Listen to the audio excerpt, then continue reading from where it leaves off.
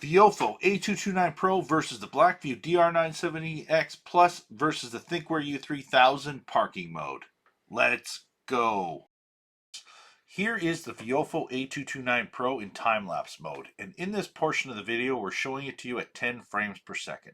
The Viofo A229 Pro will support you changing settings of parking mode of 1, 2, 3, 5, or 10 frames per second in time-lapse mode. Now when we move on to the Blackvue dash camera, the DR970X Plus LTE, you will see that it actually only records at 1 frame per second, and it's very quick as compared to what we had for options there.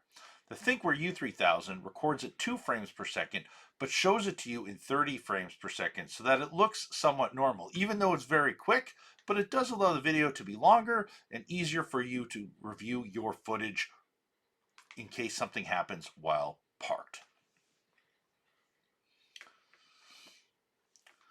Now we're going to motion detection, and if you can see right here, look in the bottom right corner. You're going to see me just come out of the house, and the A229 Pro has about 15 seconds of buffered recording ahead of the Blackvue DR970X Plus and the Thinkware U3000.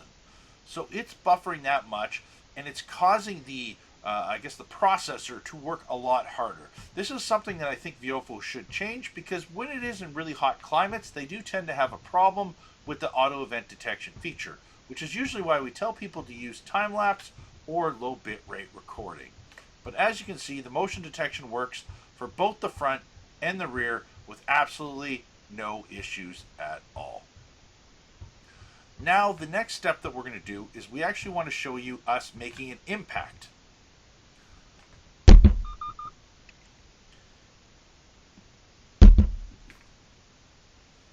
So as you can see right there, we hit it with the basketball twice, and within a few seconds, my phone already received the notification that the Thinkware U3000 had an impact while parked and sent directly to my phone.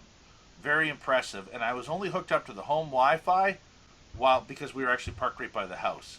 Now the same thing in the rear, we want to see, and it's a new vehicle, so getting used to seeing where I'm supposed to hit it. And just like that, within a few seconds, boom, notification from Thinkware that there was an impact. Energy saving mode is only available on the Thinkware U3000. This is an impact only setting.